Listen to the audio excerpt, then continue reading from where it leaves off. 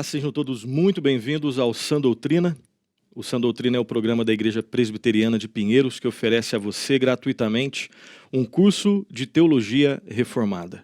Esse é o nosso 58º programa Sã Doutrina e nós estamos estudando Cristologia, o grande tema da Cristologia. Dentro desse grande tema, nós já estudamos vários subtemas e o último subtema que nós estudamos foi o ofício ou os ofícios de Cristo. Esse foi o último grande subtema. Nós estudamos então, refletimos aqui juntos sobre o ofício profético de Cristo, o ofício sacerdotal de Cristo e o ofício real do Senhor Jesus Cristo. Hoje, no programa de hoje, nós daremos sequência aos nossos estudos em Cristologia, com agora um novo subtema. Terminamos os ofícios de Cristo e começaremos a estudar juntos, a refletir juntos, a aprender juntos aqui sobre a doutrina da expiação ou a expiação de Cristo. Os nomes podem variar quando nós pesquisamos nos livros de teologia sistemática, nos manuais de doutrinas, nós vemos uma certa diferença dos nomes, mas que falam basicamente sobre a mesma ou exatamente sobre a mesma realidade. A doutrina da expiação, a expiação que foi feita pelo Senhor Jesus Cristo. Então esse é o novo subtópico, o novo subtema que nós estudaremos, começaremos a estudar aqui no Sã Doutrina, nesse grande tema da Cristologia. Será projetado aí para você agora um breve esboço sobre os 3 tópicos que nós veremos nesse subtema que nós começaremos a estudar sobre a doutrina da expiação. Então, acompanhe comigo, nós veremos hoje, primeiramente, a definição de expiação, o que é expiação, o que significa esse termo teológico, expiação.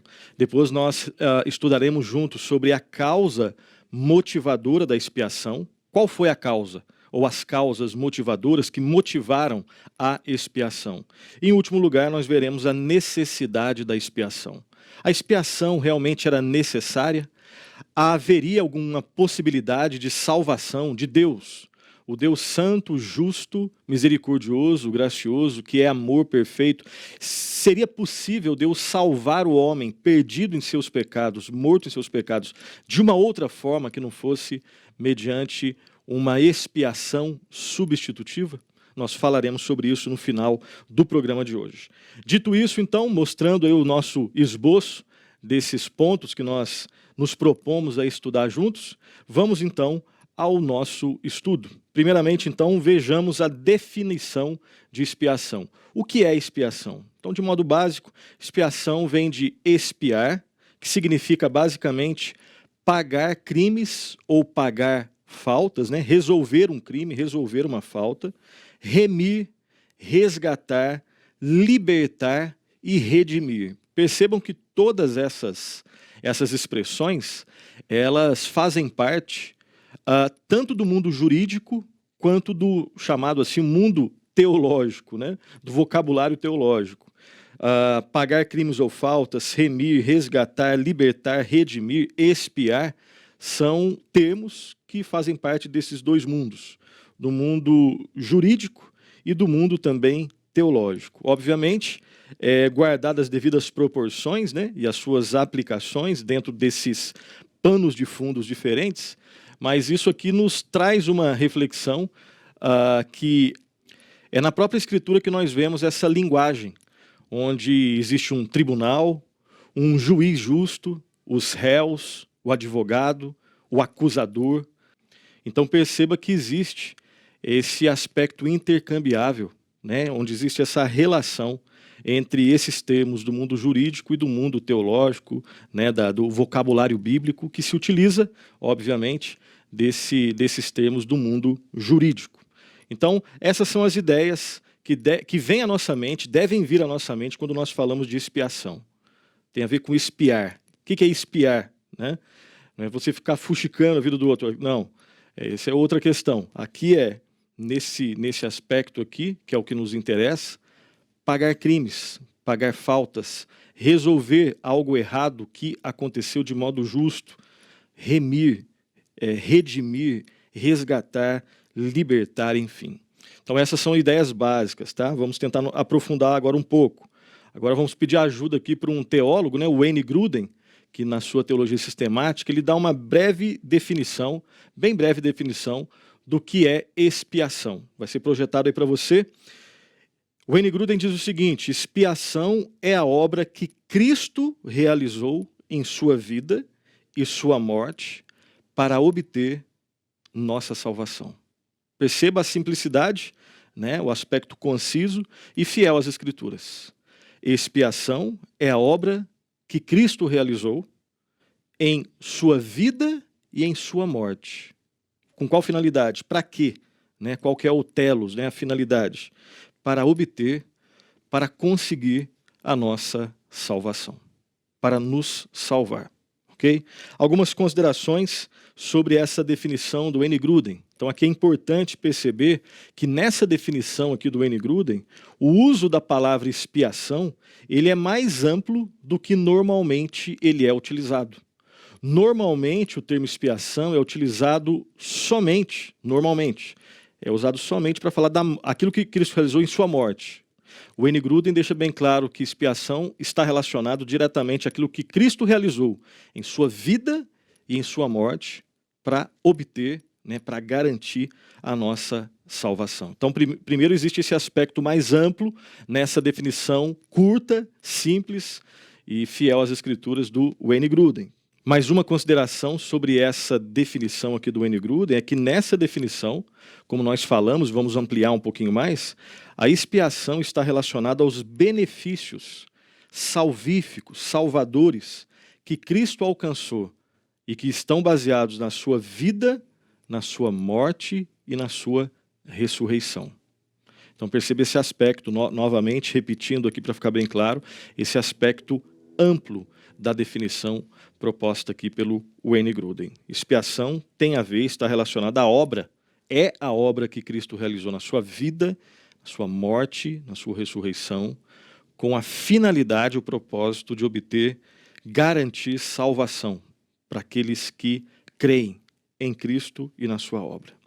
E uma última consideração, nesse primeiro ponto nosso aqui, nós estamos refletindo sobre a doutrina da expiação, a expiação de Cristo. Primeiramente, definição, o que é expiação?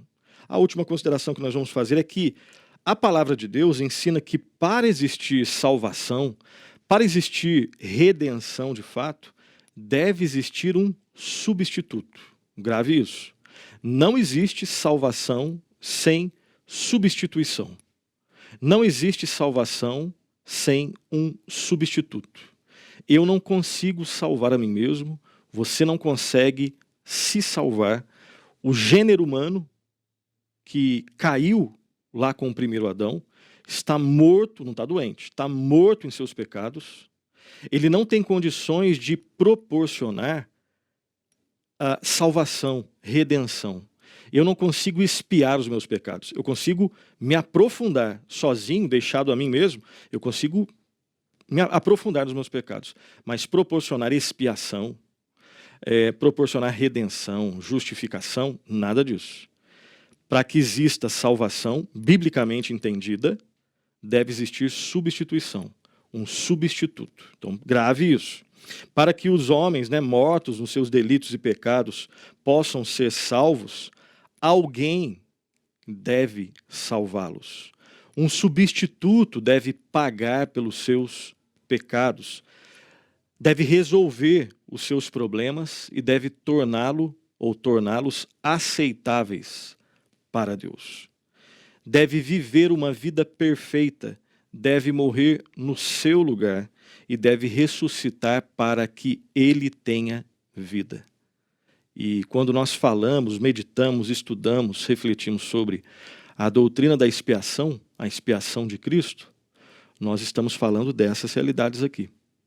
Salvação, redenção, perdão de pecado, santificação, aceitação diante de um Deus santo. Nós estamos falando de homens pecadores que antes estavam mortos nos seus pecados e algo aconteceu com eles que os tornou aceitáveis a um Deus santo, justo. Para que isso ocorra, deve existir expiação, substituição. E aqui mais um termo, né? Um termo agora composto. Expiação substitutiva. A obra que Cristo realizou em sua vida, morte e ressurreição, onde ele foi o nosso substituto e agora garante salvação para aqueles que creem nele e na sua obra. Então a expiação que Cristo realizou foi uma expiação substitutiva. Uma obra que pressupõe que compreende a sua vida, morte e ressurreição, e que torna pessoas como eu e você pecadores, que sem Cristo merecem a justa ira de Deus. Pecadores que sem Cristo merecem o inferno eterno, mas que pela graça e misericórdia de Deus, que enviou o seu Filho para morrer na cruz, ressuscitou, e agora, porque pela graça de Deus nós nos arrependemos e cremos em Cristo, agora Cristo é o nosso substituto diante do Pai. E nós somos aceitos pelo Pai pelas perfeições do Filho, do nosso irmão mais velho. O Filho com F maiúsculo, Jesus Cristo. A expiação fala sobre essas realidades. Então esse é o primeiro tópico dentro desse nosso estudo que nós estamos começando no programa de hoje sobre a expiação de Cristo, a doutrina da expiação. Primeira definição de expiação, compreende essas realidades, essas ideias que nós acabamos de apresentar. O segundo tópico dentro dos nossos estudos sobre expiação é sobre a causa. Qual foi a causa motivadora da expiação? A causa motivadora da expiação. Vamos lá então algumas considerações iniciais. Em primeiro lugar, temos que lembrar que às vezes é afirmado, é dito, que a causa motivadora da expiação é o amor de Cristo pelos pecadores. E até aí, só nisso está certo. Mas tem mais coisas, né? Então, normalmente, as pessoas afirmam, muitos afirmam que a causa, o que causou a expiação, qual foi a causa motivadora da expiação?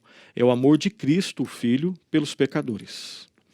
E aí, às vezes, do jeito que a gente explica, pode dar a impressão de que Cristo, o Filho, ele ama pecadores. Mas o Pai é um Pai sempre irado, que quer sempre punir, né? O Filho ama, o Pai não. O Filho é que quer salvar, o Pai é só um Pai irado, colérico, sempre irado e que procura a destruição do pecador. Mas Cristo se entrega, então, né? O Cristo como ama, o Pai não ama, mas Cristo, por amar os pecadores, ele se entrega e salva. E nesse tipo de pensamento, Cristo tem amor, mas o Pai não, porque o Pai só tem ira. Às vezes é possível que, erroneamente, equivocadamente, nós expliquemos a causa motivadora da expiação dessa forma, né? O Pai sempre irado, querendo sempre destruir o pecador, ele não ama, mas o Filho ama, e ele vai lá e salva. E obviamente isso está errado. Esse tipo de explicação, ela está errada. Embora tenha uma parte verdadeira, mas a sua explicação geral, ela está errada, porque a Bíblia não ensina dessa forma. Nas Escrituras, o que nós vemos é o ensino de que a causa motivadora da expiação é o bom prazer de Deus, o Pai, o Filho e o Espírito Santo.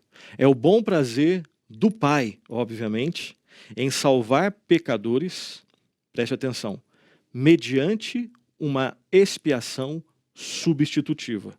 Ou seja, que é feita por meio de um substituto. Qual foi, então, a causa motivadora da expiação? A causa motivadora da expiação foi o beneplácito, que é uma palavra, né, que está em vários documentos confessionais. Nós não utilizamos essa palavra no dia a dia, mas é simples de entender. A causa motivadora da expiação foi o beneplácito, que significa o bom prazer, o prazer bom de Deus, o Pai, o Filho, o Espírito Santo, em salvar pecadores mediante uma expiação substitutiva. Ou seja, Deus, o versículo provavelmente mais conhecido, né, junto com o Salmo 23, versículo 1, né? Até quem não é cristão conhece, né, o Salmo 23:1, o Senhor é meu pastor e nada me faltará. E até não cristãos também conhecem João 3,16. Porque Deus amou o mundo, e aqui Deus é o Deus o Pai, tá? Porque Deus amou o mundo de tal maneira que ele fez o quê? Ele entregou o seu filho. Ele deu o seu filho unigênito para todo aquele que nele crê não pereça, mas tenha a vida eterna. Então perceba que a Escritura, ela deixa bem claro que o mesmo Deus que é santo e que sempre vai ter a sua santidade honrada, que é tão puro de olhos que não pode contemplar o mal, esse mesmo Deus que é santo também é um Deus justo. E a sua justiça sempre deve ser satisfeita. Um Deus santo e justo nunca vai empurrar pecados para baixo do tapete. Ele nunca terá o inocente por culpado e o culpado por inocente. Se existe pecado, deve existir punição. O salário do pecado é a morte. Alguém tem que morrer. Alguém irá morrer. Então, as Escrituras deixam isso bem claro. O único Deus verdadeiro é um Deus que é santo e é um Deus que é justo. Mas também é um Deus de misericórdia. Ele não nos dá aquilo que nós merecemos. O homem perdido em seus pecados merece a condenação no inferno. Mas Deus é misericordioso que ele não dá o que nós merecemos. E Deus também, além de santo, justo e misericordioso, é um Deus gracioso.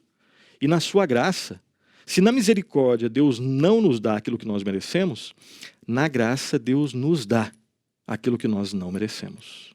Na misericórdia Deus não nos dá o inferno que nós merecemos. Na graça Deus nos dá o perdão, a salvação, a santificação, a redenção que nós não merecemos. E esse Deus não tem amor. Ele é amor. Não existe nada externo a Deus pelo qual ele possa ser corretamente julgado e falar, ó, que Deus amou, que Deus não amou, não. O que Deus faz, ele faz como um Deus que, não é que ele tem, ele é o próprio amor. Ele é o amor, ele é a medida de todo verdadeiro amor. Então perceba, né, que nós estamos tocando nessas realidades, ok? Vamos lá então, dito isso, né, deixando bem claro então que é errado pensar que Cristo é aquele que se preocupa com os pecadores, mas o Deus Pai não, é um Deus que não ama, é um Deus sempre irado, não. As Escrituras deixam bem claro que o único Deus verdadeiro é um Deus que é santo, justo, misericordioso e gracioso, e é um Deus que é amor. E quando ele, motivado pelo seu bom prazer, decide salvar pecadores, ele faz isso mediante uma expiação substitutiva. Alguém vai pagar o preço do pecado no nosso lugar. O pecado será punido. Alguém morrerá em nosso lugar. Mas esse que morreu em nosso lugar, ele suportou a ira de Deus. Nós não conseguiríamos. Ele suportou em nosso lugar. Ele morreu em nosso lugar. Ele pagou o preço do pecado em nosso lugar. Ele na cruz não mereceu, ele na cruz ele não foi alvo da misericórdia e nem da graça, para que nós fôssemos alvos da misericórdia e da graça. OK? Vamos ver alguns textos. O primeiro texto, né, que nós vamos ler dos vários aqui, Isaías 53:10, vai ser projetado aí para você, peço que você acompanhe. Isaías 53:10 está escrito assim: Todavia o Senhor agradou moê-lo, fazendo-o enfermar, quando der ele a sua alma como oferta pelo pecado. Verá a sua posteridade e prolongará os seus dias, e a vontade do Senhor prosperará nas suas mãos. Isaías 53 é um texto claramente cristológico, cristocêntrico, né? Ou seja, que fala de Cristo, que aponta para Cristo, embora o nome de Cristo não esteja ali. E é um texto que fala, né, desse sacrifício do Senhor Jesus Cristo, que foi moído em nosso lugar. Próximo texto, Lucas 2,14, está escrito assim: Glória a Deus nas maiores alturas e paz na terra entre os homens a quem Ele quer bem. Deus glorificado, paz entre os homens, mediante somente Deus. Mas só existe a verdadeira paz porque o príncipe da paz é o nosso substituto. Só existe verdadeira paz, que já pode ser experimentada nessa vida, entremeada com momentos, né, de guerra, de dificuldades, enfim. Ou seja, a verdadeira paz só pode ser experimentada em comunhão com o príncipe da paz. Ele suportou a guerra das guerras, a tensão das tensões, para que nós pudéssemos ter a verdadeira paz. E ele venceu a guerra, venceu as tensões. Próximo texto, Colossenses capítulo 1, 19 e 20, está escrito assim: porque aprove a Deus que nele aqui é Jesus Cristo, tá? Residisse toda a plenitude, e que, havendo feito a paz pelo sangue da sua cruz, por meio dele reconciliasse consigo mesmo todas as coisas, quer sobre a terra, quer nos céus. Então perceba que esse é um texto que talvez deixe até um pouco mais claro o que nós estamos falando aqui. Que só foi possível reconciliação entre Deus e os homens porque alguém, um substituto, fez uma obra. Né? Alguém derramou o seu sangue. E no sangue de Cristo nós temos perdão, purificação, paz com Deus. Ok? Não existe nenhuma realidade mais maravilhosa do que essa realidade. Continuando então a nossa argumentação, é sempre importante lembrar que esse bom prazer, esse beneplácito de Deus que o motivou, ou seja, a causa está nele, não em nós. Né?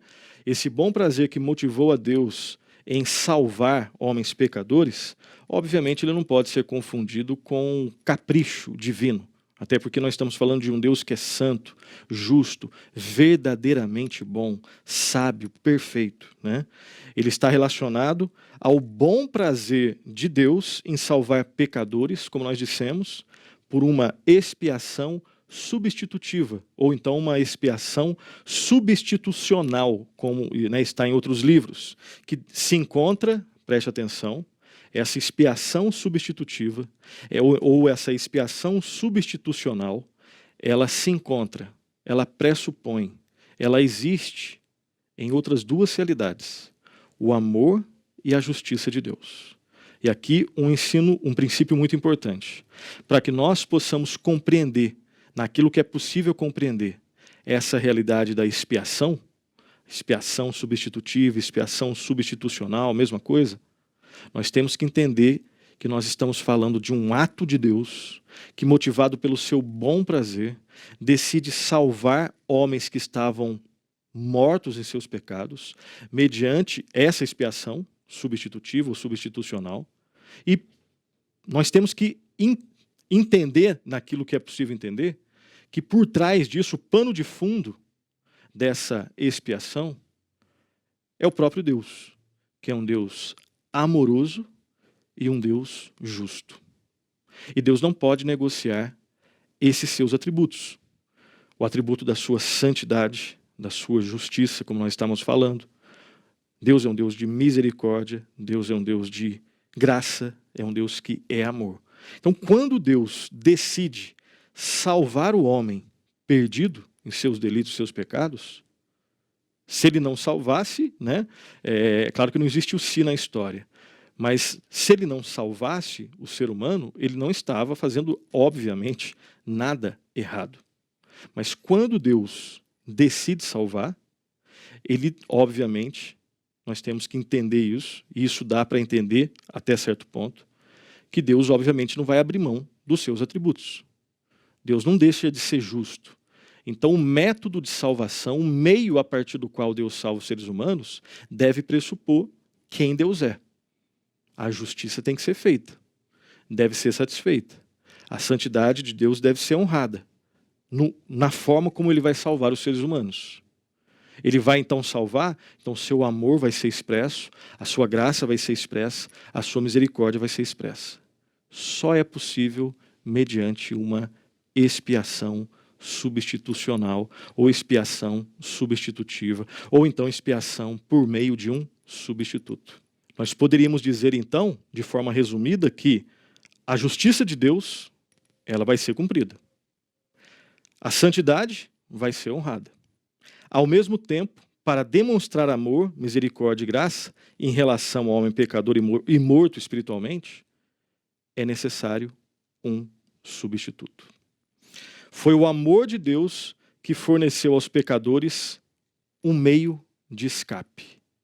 Se Deus não tivesse demonstrado o seu amor, não existiria nenhuma possibilidade de escape, de salvação, de redenção, absolutamente. Então, o amor não nasceu no homem. O amor é o próprio Deus e vem do próprio Deus. E foi o amor de Deus que forneceu aos pecadores, como eu e como você, esse meio de escape, esse meio de salvação. E aí nós vamos ler juntos, vai ser projetado aí para você, provavelmente você sabe de cor, mas nós vamos projetar mesmo assim o texto de João 3,16. Porque Deus amou o mundo de tal maneira que ele fez o quê? Ele deu o seu Filho unigênito, para que todo o que nele crê não pereça, mas tenha a vida eterna. Então, Deus, que é amor, ele decide salvar homens pecadores, mediante um substituto, o seu Filho unigênito. O único que poderia nos representar, o único que poderia nos salvar, o único que poderia suportar a ira de Deus, o único que poderia morrer em nosso lugar, experimentar a morte e ressuscitar, porque a morte não pode conter o Senhor da vida. Ele é o único substituto.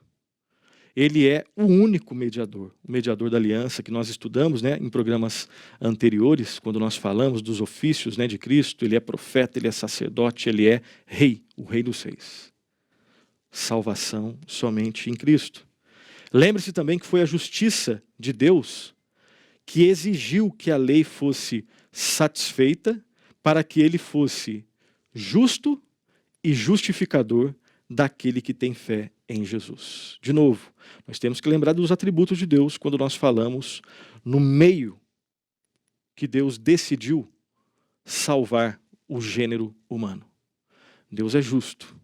E para que ele fosse justo e justificador, para que ele exercesse justiça, que a sua justiça fosse satisfeita e ao mesmo tempo ele pudesse justificar pecadores, era necessário um substituto. E Deus, como nós dissemos, né, ele não abriu, não abre, não abrirá a mão da sua justiça. E Cristo, ele cumpriu a justiça. Cristo honrou a santidade de Deus, porque ele é santo, ele é o próprio Deus, o Deus Filho. E em Cristo, Deus pôde demonstrar misericórdia, graça e expressar o seu amor de forma salvífica para os pecadores. E em Cristo, Deus foi, ele é e sempre será justo e justificador daquele que tem fé, daquele que crê no Senhor Jesus Cristo e sua obra expiatória e substitutiva na cruz. Vamos ler alguns textos? 2 textos agora, Romanos 3,26. Romanos 3,26 está escrito assim: tendo em vista a manifestação da sua justiça no tempo presente, para ele mesmo ser justo e justificador daquele que tem fé em Jesus. Aqui o texto completo, né? O versículo 26 todo. Somente em Cristo é que isso é possível. E Romanos 3, 24 e 25, lá está escrito assim, né, que são textos anteriores a esse que nós lemos aqui. Sendo justificados gratuitamente por sua graça, mediante a redenção que há em Cristo Jesus. Olha a expressão mediante, né? Cristo é o mediador, foi através de Cristo, não existe salvação sem passar por Cristo. A quem Deus propôs no seu sangue, que é puro, precioso, poderoso, né? Como propiciação, ou seja, como algo que nos torna aceitáveis, mediante a fé, para manifestar a sua justiça, por ter Deus, na sua tolerância, deixado impunes os pecados anteriormente cometidos. Perceba aqui que nesses 2 versículos, então, você tem várias verdades, né, preciosas, centrais da fé cristã. Você tem a justificação, você tem a graça, você tem a redenção, que só existe em Cristo. Você tem, né, o fato de que somente existe perdão, purificação, santificação mediante o sangue de Cristo que nos salva, que nos regenera, né? Você tem a propiciação, você tem o aspecto mediador, o mediatório da fé, você tem a justiça de Deus, todas presentes nesses dois versículos aqui de Romanos 24 e 25. Então aqui, antes de irmos para o nosso último tópico, né, o que nós vimos até agora, então nós lembramos o significado, a definição de expiação, nós falamos, meditamos sobre a causa motivadora da expiação. Vejamos por fim então o nosso último subtópico aqui, que é a necessidade da expiação. Primeiramente, algumas perguntas aqui. Por que a expiação foi necessária? Será que ela era mesmo necessária, né? Por que Cristo teve que morrer? Seria possível uma forma de salvar de um Deus santo, justo, verdadeiramente bom, misericordioso, gracioso, que é amor? Seria possível um Deus com esses e outros atributos que nós já estudamos em programas anteriores? Seria possível Deus salvar o gênero humano de uma outra forma que não implicasse numa expiação substitutiva, substitucional, a partir de um substituto? Seria possível o homem ser salvo sem Cristo? Essas são perguntas, né, são questões levantadas por vários irmãos e irmãs, né, nos vários séculos da era cristã, né, e nós temos que meditar nisso aqui.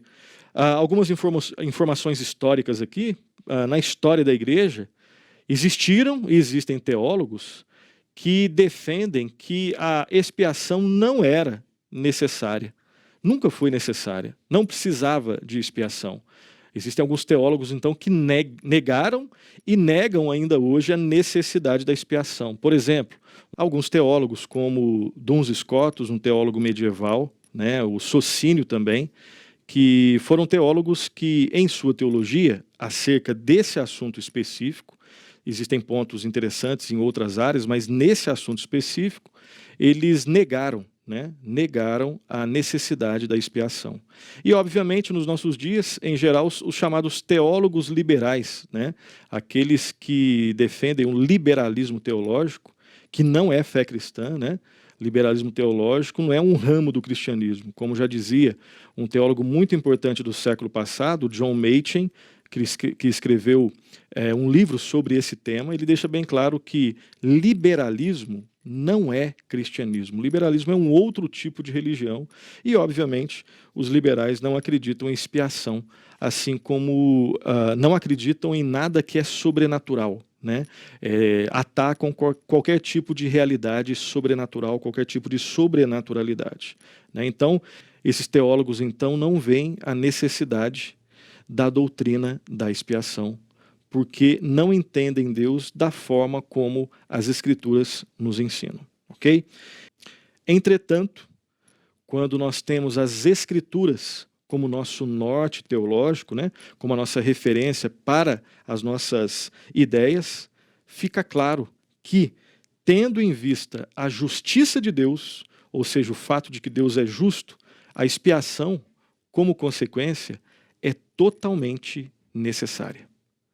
Tendo as Escrituras como a nossa base, nós sabemos que Deus é santo, e quando um Deus santo decide salvar pecadores, a expiação é necessária.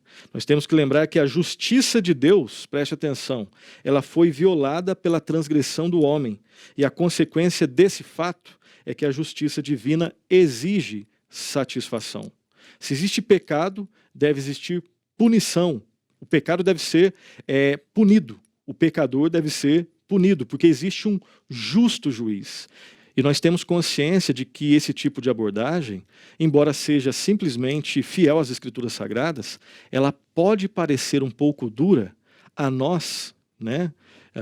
E a nós especificamente brasileiros, não que isso não existe em outros países, é óbvio que existe, mas falando com brasileiros que vivem no Brasil ou fora do Brasil, esse tipo de linguagem pode parecer muito dura, porque nós vivemos numa cultura que diariamente nos alimenta com uma visão que elogia o crime, elogia, em geral, criminosos e desprestigia a justiça, chamando, às vezes, a justiça de algo muito duro. Mas perceba, né, que não é a minha opinião que importa, nem a sua, nem a nossa em geral, nem da maioria. É aquilo que a palavra de Deus ensina. Um Deus justo nunca vai negociar pecado. Nunca vai chamar o inocente de culpado ou o pecador, o culpado de inocente. De forma nenhuma. Então, um Deus justo, ele terá a sua justiça satisfeita. E quando nós consideramos que existe pecado, o pecado vai ser punido. Nós devemos lembrar também, preste atenção, que a retidão e a santidade de Deus, que não podem tolerar nenhum pecado, certamente não pode passar despercebida a rebeldia desenfreada contra a sua majestade infinita. Lembremos do Deus a quem nós estamos nos referindo. O único Deus verdadeiro, o único Deus que existe. E nós já estudamos, né, os atributos de Deus. E nós já repetimos várias vezes aqui, né, principalmente a sua santidade e a sua justiça. Lembremos também que Deus odeia o pecado com ódio santo, com ódio divino. E todo o seu ser reage contra o pecado. Isso aqui é muito sério, né? Deus odeia o pecado. O Deus que é amor, ele odeia com um ódio santo e um ódio divino o pecado e reage contra tudo o que é pecado. Vamos ver alguns textos, se você tem alguma dúvida, se nós temos alguma dúvida disso. Gênesis 18, 25. Longe de ti o fazeres tal coisa, matares o justo com o ímpio, como se o justo fosse igual ao ímpio, longe de ti. Não fará justiça o juiz de toda a terra? Perceba que essa pergunta que foi feita, né, no final desse versículo. Deus não confunde o justo com o ímpio com o justo. Não. Ele é um Deus justo. O justo juiz. Êxodo 25. Não as adorarás, nem lhes darás culto, porque eu sou o Senhor, teu Deus, Deus zeloso, que visito a iniquidade dos pais nos filhos até a 3ª e 4ª geração daqueles que me aborrecem. Um Deus zeloso, um Deus que é justo. Êxodo 23, 7. Da falsa acusação te afastarás. Não matarás o inocente e o justo, porque não justificarei o ímpio. Deus é aquele que faz discernimento de modo perfeito. Salmo 5, 6 e 7. Acompanhe a leitura. Tu destróis os que proferem mentira. O Senhor abomina ao sanguinário e ao fraudulento. Porém eu, pela riqueza da tua misericórdia, entrarei na tua casa e me prostrarei diante do teu santo templo no teu temor. Então Deus é aquele que faz tudo de forma perfeita, justa. Naum, capítulo 1, versículo 2, está escrito assim: O Senhor é Deus zeloso e vingador. O Senhor é vingador e cheio de ira. O Senhor toma vingança contra os seus adversários e reserva indignação para os seus inimigos. A realidade de um Deus justo. Romanos 1,18. A ira de Deus se revela do céu contra toda impiedade e perversão dos homens, que detêm a verdade pela injustiça. Um texto que fala da ira de Deus. O mesmo Deus que é um Deus de graça, um Deus de misericórdia, um Deus que é amor, é um Deus que se ira contra tudo que é contra isso. Obviamente, né? Claro. Romanos 1,32. Ora, conhecendo eles a sentença de Deus, de que são passíveis de morte os que tais coisas praticam, não somente as fazem, mas também aprovam os que assim procedem. Ele está falando ali daquela sociedade romana, né? Mas parece, obviamente, que está descrevendo também, né, a nossa sociedade, né, a sociedade ocidental no geral do século XXI. Não somente faz o que é errado, mas aprova, legisla a favor daquilo que é errado. Embora eles conheçam de alguma forma a sentença de Deus, que são passíveis de morte os que fazem isso. E aí esses aí que fazem, não só fazem, eles fazem, aprovam, teorizam em cima, defendem juridicamente. Que, né, Deus tenha misericórdia. né? Lembremos também que é importante que nós resgatemos a verdade de que o fato de que Deus é um Deus verdadeiro, ou seja, a veracidade de Deus, exigia que a sentença que ele tinha pronunciado contra o pecado fosse executada. Deus deixou bem claro que o salário do pecado é a morte. Deus deixou muito claro que aqueles que negam a ele, isso terá consequência. A sentença que Deus pronunciou contra o pecado, ela certamente vai ser cumprida, porque Deus não fala uma coisa e depois volta atrás. É um Deus verdadeiro, é um Deus da verdade. Vamos ver 2 textos que falam sobre isso.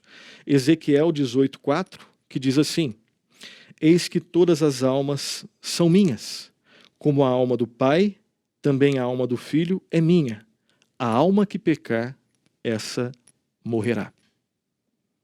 Então, se Deus disse isso, isso irá acontecer. E todos sem Cristo, o que experimentam é isso.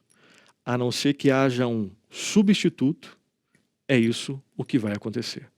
Né? E aqui perceba que a alma, né, a pessoa toda, não é só a parte imaterial, né, é a pessoa toda. Aqui não é só a morte biológica. A alma morrerá. A alma aqui no sentido do homem completo. Né, o homem espiritual todo, não é só, e aí o homem espiritual também no sentido íntegro, né, da realidade. E o último texto, Romanos 6:23. Porque o salário do pecado, o pagamento do pecado é a morte, mas o dom gratuito de Deus é a vida eterna em Cristo Jesus, nosso Senhor. Então o salário do pecado é a morte, mas em Cristo nós temos perdão, reconciliação, redenção e vida eterna.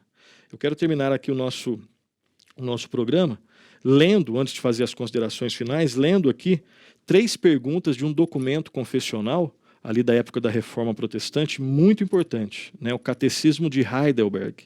Né? O Catecismo de Heidelberg, ele expressa a compreensão reformada sobre vários assuntos. Eu quero ler aqui a pergunta 16, que diz assim: por que o mediador deve ser verdadeiro, homem e justo? Nós falamos um pouco, né, em programas anteriores sobre as características do mediador. Por que o mediador ele deve ser, ao mesmo tempo, né, verdadeiro homem e também justo? A resposta é: deve ser verdadeiro homem porque a justiça de Deus exige que o homem pague o pecado do homem. Deve ser homem justo porque alguém que tem seus próprios pecados não pode pagar por outros. Então perceba que esse mediador que concretiza a obra expiatória substitutiva só é Jesus Cristo. Ele é verdadeiro homem e perfeitamente justo. Se ele não fosse verdadeiro homem, ele não poderia morrer em nosso lugar.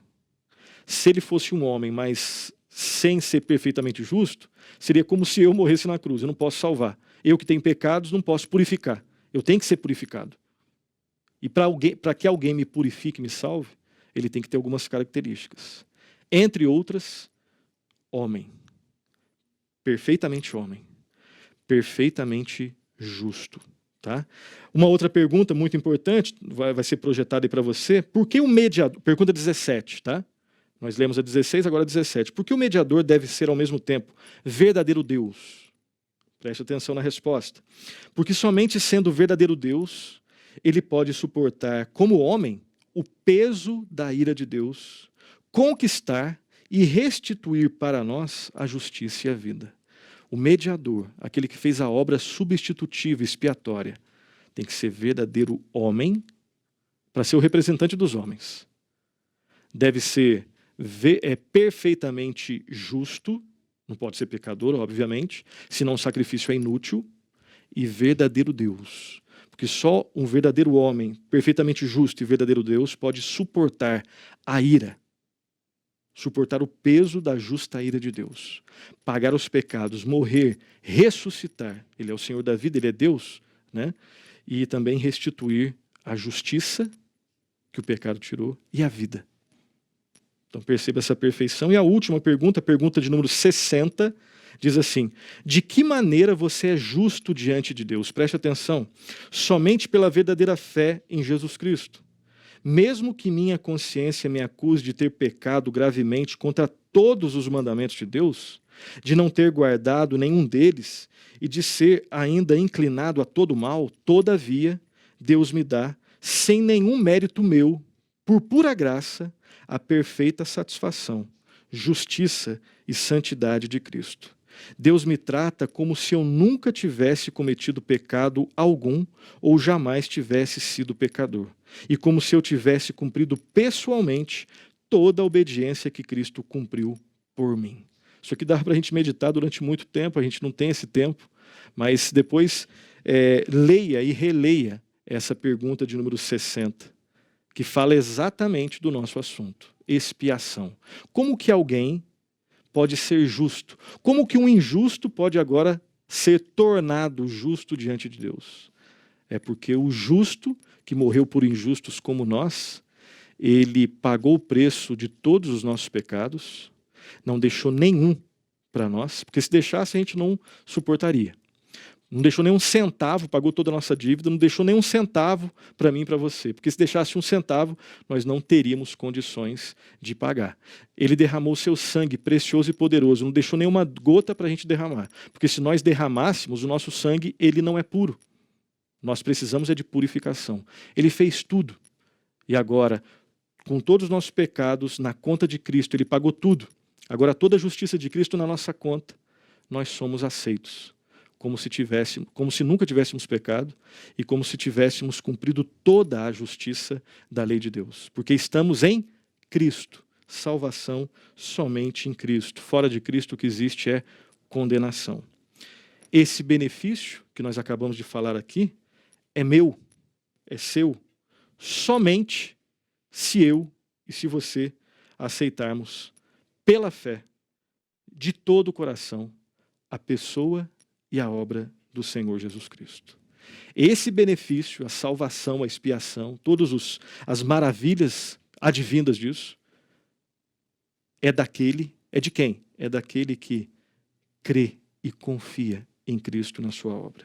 Considerações finais e aplicações. Em primeiro lugar, lembremos que a doutrina da expiação é fundamental, não é acessório, é fundamental para a fé cristã. É tão fundamental que não existe salvação e redenção sem expiação.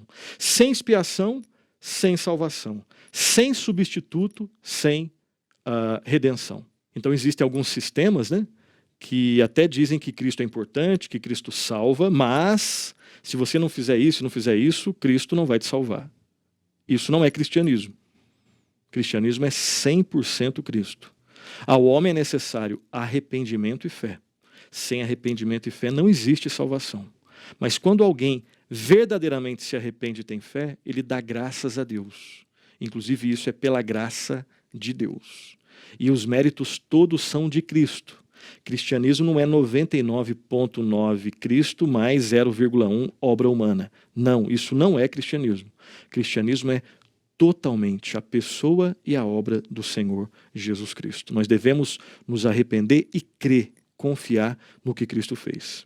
Segunda consideração, o que motivou o Senhor Deus triuno a salvar pecadores foi o seu bom prazer de salvar pecadores por uma expiação substitutiva ou substitucional, feita por meio de um substituto, que se encontra no seu amor e na sua justiça.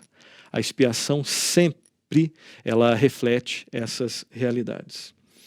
A expiação também ela foi necessária por causa da natureza de Deus, que quando decide salvar o homem morto em seus pecados, ele necessita que a sua santidade seja honrada e a sua justiça seja plenamente satisfeita. E isso foi feito em Cristo Jesus. E por fim, em último lugar, conheçamos mais os atributos de Deus.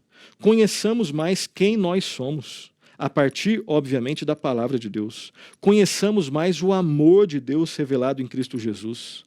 Meditemos na realidade da cruz de Cristo.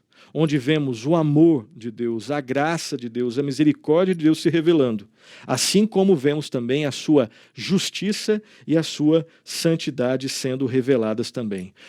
Conheçamos, confiemos e descansemos na obra expiatória e substitutiva de Cristo Jesus, na cruz e na sua ressurreição.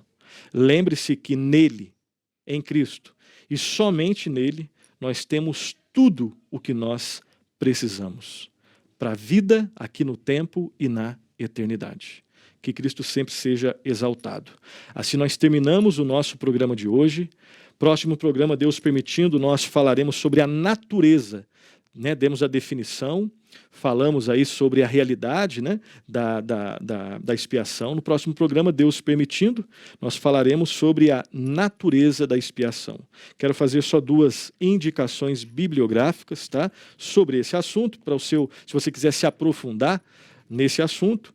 Nesse livro, que nós já indicamos em outros programas, Teologia Puritana, Doutrina para a Vida, do Joel Bick e do Mark Jones. Aqui existe um capítulo específico só com assuntos cristológicos. Existe um assunto ali, um subcapítulo específico que fala sobre a expiação e como os puritanos entendiam a importância de se meditar no sangue de Cristo, que nos perdoa, nos purifica, nos garante a santificação. Então leia esse livro para você se aprofundar. E esse aqui é um livro, tá? Não engane com o tamanho dele. O livro A Verdade da Cruz, do R.C. Sproul. Esse livro que eu indiquei da Vida Nova, esse daqui da Editora Fiel. Esse é um livro precioso, preciosíssimo. Tá? Embora seja pequeno aqui, é um livro precioso que fala exatamente, de forma bem mais aprofundada do que nós esboçamos aqui, né, de forma bem básica, sobre a expiação. Tá? Então vale muito a pena a leitura, a meditação, o estudo, uma segunda, terceira, quarta, quinta leitura nesse livro A Verdade da Cruz, do R.C. Sproul, onde ele deixa bem claro, a sua abordagem, né, é histórica, teológica e bíblica sobre esse assunto da expiação. Sendo assim, nós terminamos o nosso programa. Bons estudos e que Deus muito abençoe.